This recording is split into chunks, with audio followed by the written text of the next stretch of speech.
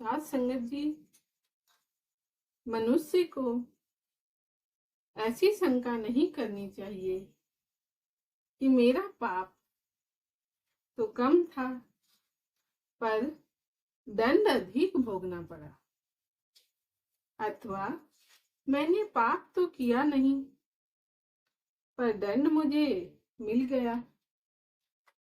कारण कि ये सर्वप्रथम परमात्मा का विधान है कि पाप से अधिक दंड कोई नहीं भोगता, और जो दंड मिलता है वो किसी न किसी पाप का ही फल होता है।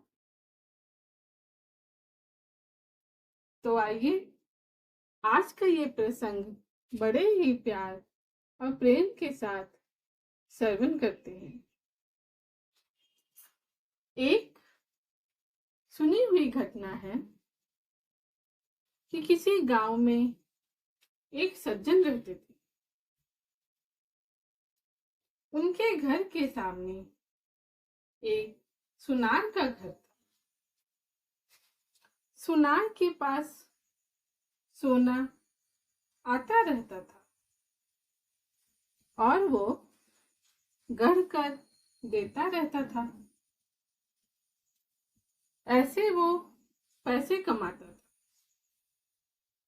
एक दिन उसके पास अधिक सोना जमा हो गया। रात्रि में पहरा देने वाले सिपाही को इस बात का पता लग गया। उस पहरेदार ने रात्रि में उस सुनार को मार दिया और जिस बक्से में सोना था उसे उठाकर चल दिया। इसी बीच सामने रहने वाले सज्जन लघु शंका के लिए उठकर बाहर आए। उन्होंने पहरेदार को पकड़ लिया कि तू इस बक्से को कैसे ले जा रहा है।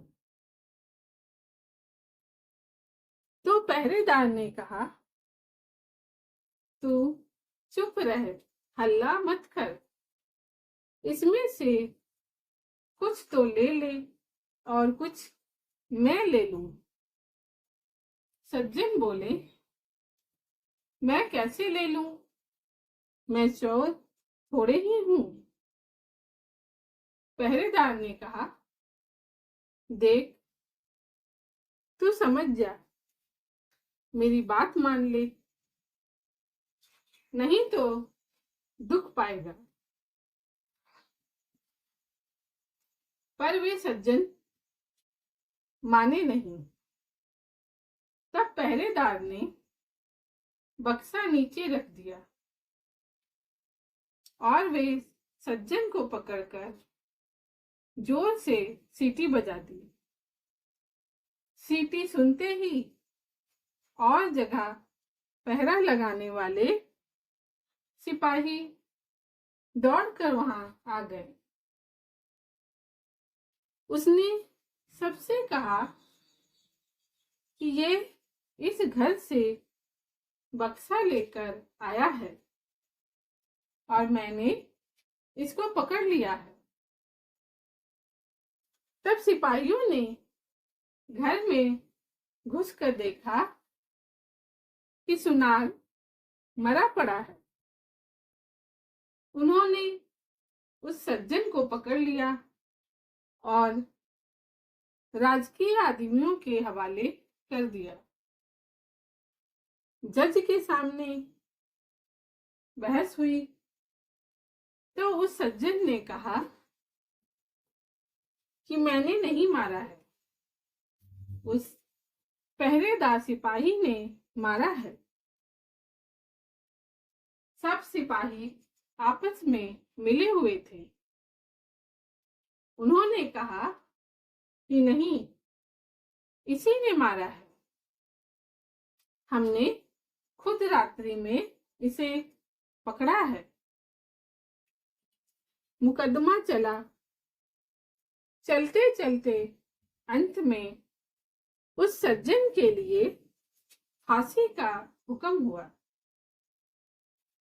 फांसी का हुक्म होते ही उस सज्जन के मुख से निकला, देखो, सरासर अन्याय हो रहा है। परमात्मा के दरबार में कोई न्याय नहीं है। मैंने मारा नहीं, मुझे दंड हो, और जिसने मारा है वो बेदाग छूट जाए। जुर्माना भी नहीं, यह अन्याय है। जज पर उसके वचनों का असर पड़ा कि वास्तव में ये सच बोल रहा है। इसकी किसी तरह से जांच होनी चाहिए। ऐसा विचार करके उस जज ने एक षड्यंत्र रचा। सुबह उठते ही एक आदमी रोता चिल्लाता हुआ आया और बोला, हमारे भाई की हत्या हो गई। सरकार, इसकी जांच होनी चाहिए। तब जज ने उसी सिपाही और कैदी सज्जन को मरे व्यक्ति की लाश उठा कर लाने के लिए भेजा। दोनों उस आदमी के साथ वहां गए जहां लाश पड़ी थी। खाट पर लाश के ऊपर कपड़ा बिछा था। खून बिखरा पड़ा था। दोनों ने उस खाट को उठाया और उठा कर ले चले। साथ का दूसरा आदमी खबर देने के बहाने दौड़कर आगे चला गया। तब चलते चलते सिपाही ने कैदी से कहा, देख, उस दिन तू मेरी बात मान लेता तो सोना मिल जाता और फांसी भी नहीं होती। अब देख लिया सच्चाई का फल। कैदी ने कहा, मैंने तो अपना काम सच्चाई का ही किया था। फांसी हो गई तो हो गई, हत्या की तूने और दंड भोगना पड़ा मेरे को। भगवान के यहाँ न्याय नहीं। खाट पर झूठ मूठ मरे हुए के समान पड़ा हुआ आदमी उन दोनों की बातें सुन रहा था। जब जज के सामने खाट रखी गई तो खून भरे कपड़े को हटाकर वो उठ खड़ा हुआ और उसने सारी बात जज को बता दी कि रास्ते में सिपाही यह बोला और कैदी यह बोला। यह सुनकर जज को बड़ा आश्चर्य हुआ। सिपाही भी हक्का बक्का रह गया। सिपाही को पकड़कर कैद कर लिया गया। परंतु जज के मन में संतोष नहीं हुआ। उसने कैदी को बुलाकर एकांत में कहा कि इस मामले में तो मैं तुम्हें निर्दोष मानता हूं, पर सच सच बताओ कि इस जन्म में तुमने कोई हत्या नहीं की है क्या? वह बोला, बहुत पहले की घटना है। एक दुष्ट था जो छिपकर मेरे घर स्त्री के पास आया करता था। मैंने अपनी पत्नी को तथा उसको अलग अलग खूब समझाया, पर वो नहीं माना। एक रात वो घर पर था और अचानक मैं आ गया। मेरे को गुस्सा आया हुआ था। मैंने तलवार से उसका गला काट दिया और घर के पीछे जो नदी है उसमें फेंक दिया। इस घटना का किसी को पता नहीं लगा।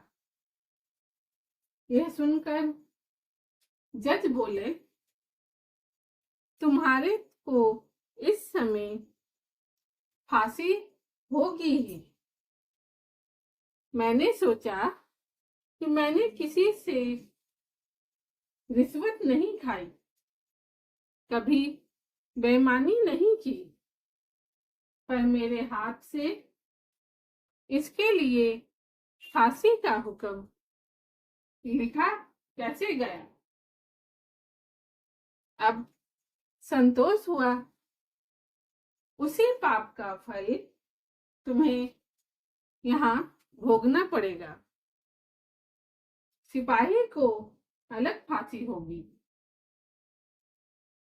उस सज्जन चोर सिपाही को पकड़कर अपने कर्तव्य का पालन किया था। फिर उसको जो दंड मिला है वो उसके कर्तव्य पालन का फल नहीं है। उसने बहुत पहले जो हत्या की थी उस हत्या का फल है। कारण कि मनुष्य को अपनी रक्षा करने का अधिकार है, मारने का अधिकार नहीं है। मारने का अधिकार रक्षक क्षत्रिय का, राजा का है। कर्तव्य का पालन करने के कारण उस पाप का फल उसको यही मिल गया और परलोक के भयंकर दंड से उसका छुटकारा हो गया। कारण कि इस लोक में जो दंड भोग लिया जाता है इसका थोड़े में ही छुटकारा हो जाता है, थोड़े में ही शुद्धि हो जाती है। नहीं तो परलोक में बड़ा भयंकर दंड भोगना पड़ता।